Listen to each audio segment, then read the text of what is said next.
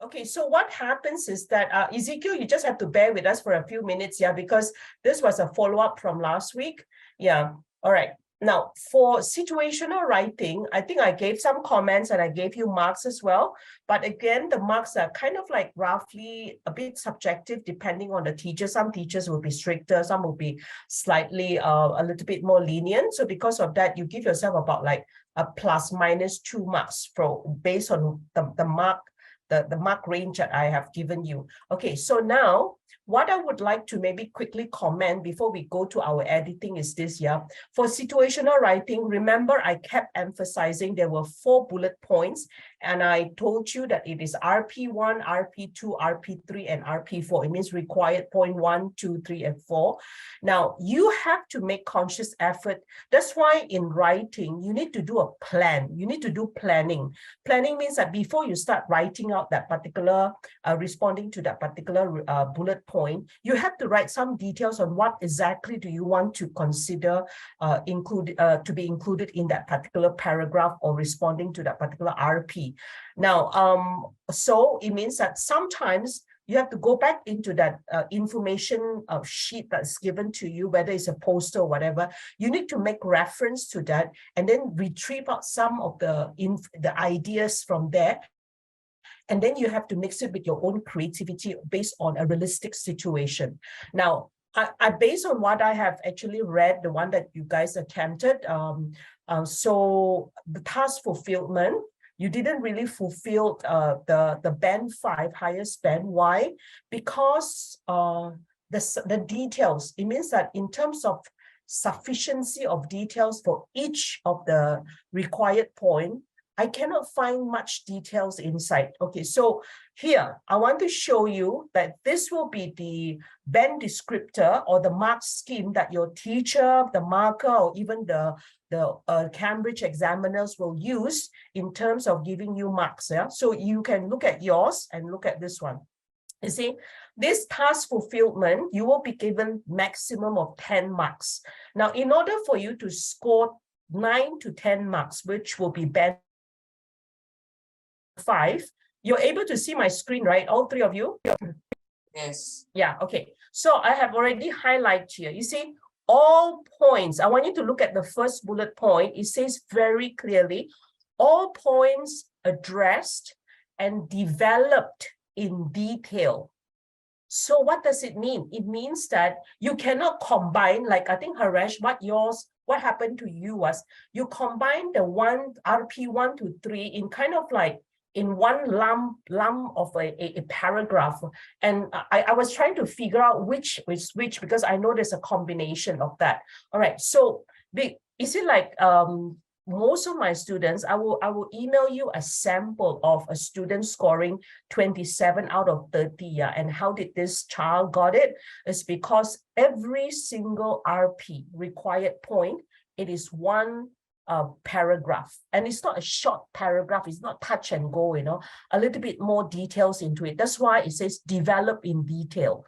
So all points addressed and develop in detail. If you don't have this characteristic in whatever that you are submitting in your situational writing, there is no way you can go up to band 5.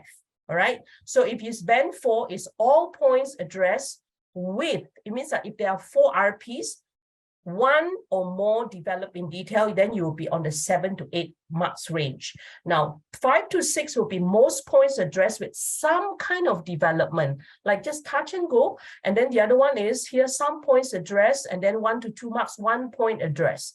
So it means that in order for you to score well for this particular segment of task fulfillment for situational writing, you need to be very serious about this. That's why your RP paragraph planning is very important, and you don't treat it lightly. So if you don't have an idea now, you have to go and figure out, okay, what are some of the information ideas given to me in the poster, in the information sheet, and then what are the things that I need to further develop in order to make it a quite a good paragraph so that I will be able to go up to this, 9 to 10 marks, all right?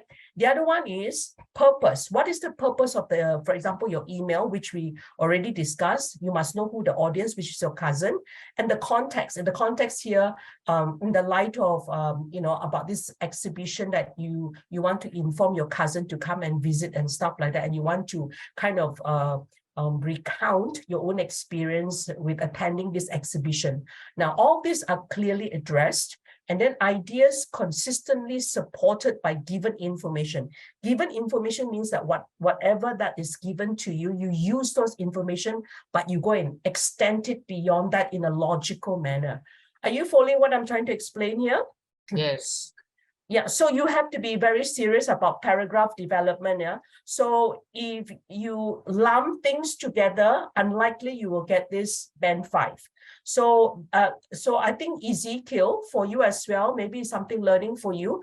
What I can do is you can give me your email. So what I'll do is I'm sending this sample of my students' work to you, scoring 27 out of 30 in response to a proposal writing, I think. But look at the paragraph.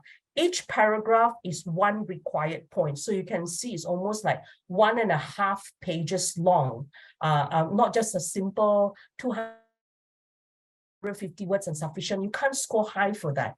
All right. So I think, can you type your email here, Ezekiel? Then later on, I will put it together with the rest of them. I will send you guys the sample.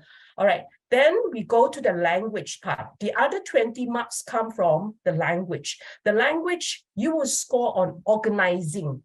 So that's why it's very important that you have to do your paragraph planning very carefully. So if it's RP1, don't mix it with RP2 and all this, and it's all over the place. Plan it out so that there's an organization. And then I know that, oh, now you are addressing RP1, now you're addressing RP2. I know sometimes RP1 might be just very short information, then you can combine it with RP2 depending on what is required. And the other one is the clarity of how you express yourself, which Harish, I kind of highlighted some parts, right? I said, I don't really understand this part. It means that the way you express yourself is not clear enough for me to understand as a marker. So it means that you need to continue to write so that there's clarity in the way you express yourself, all right? Because writing is a very complex process, and it takes time for you to become a good writer. All right, next one is, so in order for you to score accuracy of language, yeah, okay, so it means that in order for you to score 17 to 20 marks, you need to be coherent and cohesive. It means that you're not like a drunk person, it's all over the place. So you have to develop each of your ideas and paragraph in a coherent, in a logical manner, right? And cohesive is coming together. It's not like disjointed or something. So this is what we are looking for in terms of organizing, all right? The other one is, you see, effective use of ambitious vocabulary. Now, ambitious, it means that the vocabulary that you present in whatever that you're writing, it must be effective. I know it's ambitious, like Harish, I think you tried, but some of those are highlighted, right? I said this particular word is a good, you know the word, but the thing is, it's not appropriate in the context of what you are writing. So you must make sure that, that's why I think reading more and more, writing more and more, you will kind of like develop that maturity to choose effective, ambitious vocabulary, and of course, grammatical structures as well. And of course, they're looking for complex vocabulary, grammar, punctuation. Now, you are still in Sec 2, you need to make conscious effort to read more, to write more, because writing is output, reading is input. If you have no input on a daily basis, on a weekly basis, your output is going to be the same. So it's just like a computer. If you don't feed anything into the laptop, there is nothing coming out. So it's the same thing with your brain. So in order for you to develop a complex vocabulary and ambitious use of effective vocabulary, notice what is the only way? The only way basically is to listen, all right, and also to read. Reading is very, very much a forgotten habit now. So you need to make sure that you do that. Oh, there's another person coming in. Brian. Give me a minute, yeah? Okay. So Are you guys okay with what I'm showing you here in terms of the expectation? Yeah, okay. So basically this is what situational writing is expected of you, yeah? Okay, so I'm going to wrap up for this one. So I have already given you guys the detailed comments, and then you can do the matching together. And this one, band descriptor for this one, you can ask from your teacher if you want to, okay, in terms of the marking scheme. Okay, so I'm going to move now. Brian, are you there, Brian? Hi, Brian. Brian? I don't think so. Audio is working. All right, yeah, okay. All right, so let's go now. Let's start with our lesson from last week, actually. So let's go to the slides. All right, this one, we kind of like left with the last part. All right, so this was about drug abuse. The survey shows parents effective in deterring the young from picking up habits, right? So we talk about this one. So can we maybe discuss quickly? I think Brian and Ezekiel, the two of you were not around. So we just kind of touch this one and then we go to the editing part. Now, the last question from last week, have you ever had a conversation with your parents about drugs? Would you feel comfortable? So this is just kind of like maybe each one of you, can I get a view from you? Have you ever had a conversation with your parents about drugs, or it's kind of like something that you guys never talk about at all? Anyone?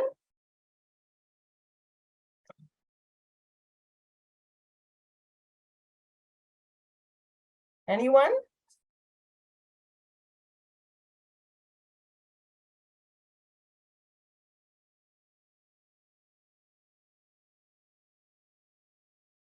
Harish? Yep. Anything? What about you? Have you ever had any conversation? I mean, like indirectly, yes.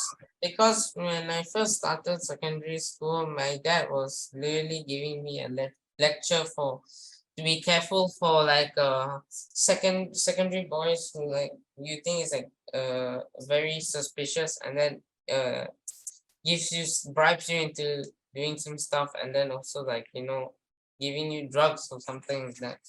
Yeah. Okay. Okay. What about Ezekiel and Brian? Because no. yeah, what about, can you guys give me your view? I mean, like, have you ever had a conversation with your parents about drugs? No, we didn't. All right. Brian, who was that? Technically, yeah, like they asked me to like not go for it because they say like they can damage our body. Like, so they like, I'm very sure they will be they like warn me several times to not do it. Because if I do it, I'll be like, I think I'll be kicked out of the house. Okay, all right. But at least you guys have some kind of conversation, right? I think it's good. Sathmi, what about you? I know as a girl, I think maybe, I don't know, girls maybe less likely. But again, I think maybe my advice is a more of like a middle-aged experienced person, and I've been a teacher for more than 30 years. I think some of the things that I really want to advise you young people will be really, even at this age, choose your friends carefully, because your friends will be the one that will stir your direction. Now, if you hang out with people who are not motivated to study and stuff like that, then there's a likelihood that you'll be influenced, like especially if they push you to try out new things and including drugs and all this. But if you hang out with the right people, so it means that it starts from you. Who is it that you want to help? It means that firm up your direction in life, and it's never too late. I mean, even at the age of 14, if you hang out with people who are very motivated, who have ambitions and all the stuff, and then they talk about a lot about the direction in life, then I think you'll be heading towards the right path. So very, very important. Choose your friends and choose them carefully. Yeah, so that is something that maybe I can just leave with you guys for this particular question and topic. All right, so let's go to the editing part. I hope that you have done your yes, Harish. But we would have indirectly taken drugs like medicine. That's drugs. No, not those, not those. We're talking about a substance. Some people are abusing them. Yeah. Yeah, but if you take too much of this type of medication, you also be harmful also. Yeah, exactly. So because some drugs, even like including medication, can be harmful if you overtake them or you abuse them. The thing is now is about being, you abused. Of course, you live in a country where it is pretty safe, but the thing is, I mean, it's not that